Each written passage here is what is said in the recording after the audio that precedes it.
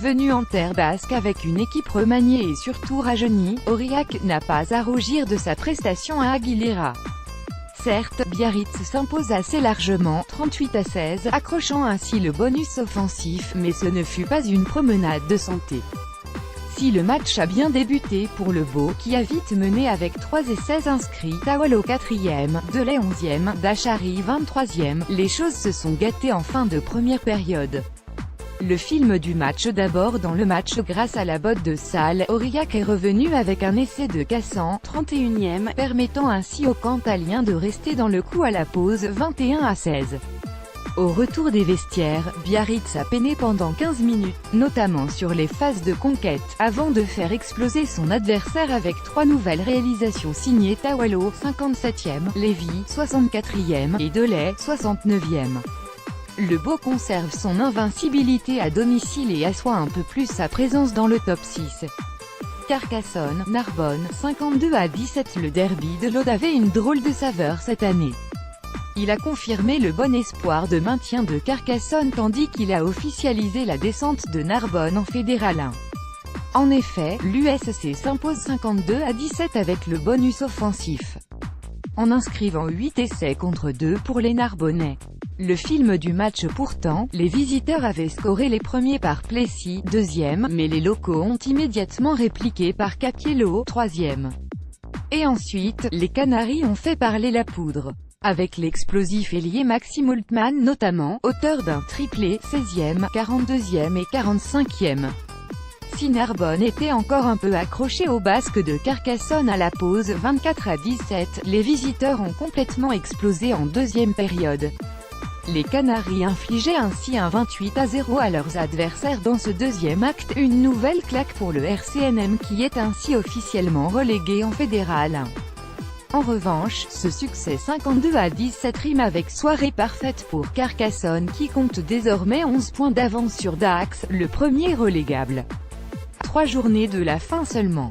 Photo joie Carcassonne contre Narbonne midi Olympique Massy, Perpignan, 19-11. Quel tour de force de Massy, quasiment impérial pendant 80 minutes, le RCM fait un pas de géant vers le maintien.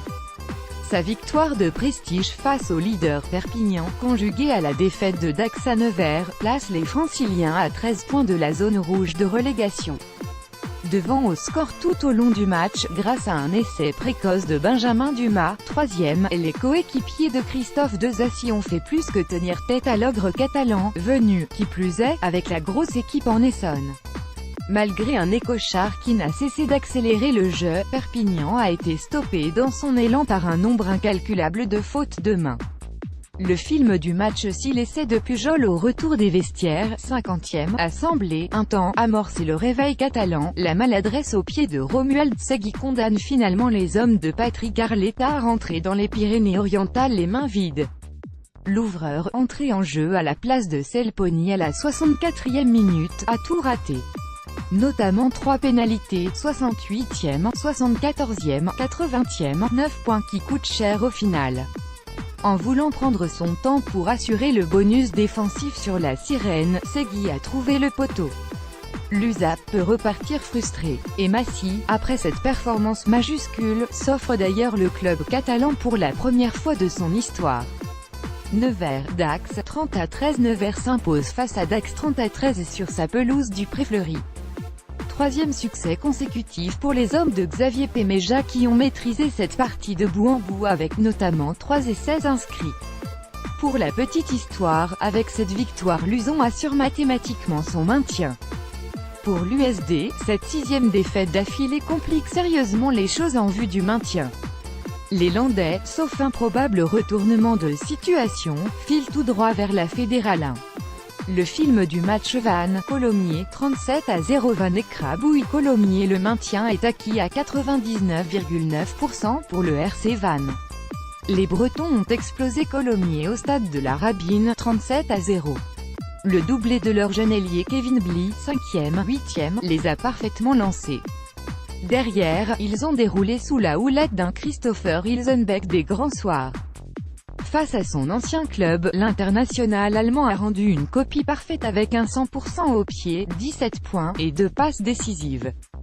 C'est lui qui a offert un essai à Kevin Bly et lui qui, sur une passe sautée, a permis au Gallois Carwin Jones de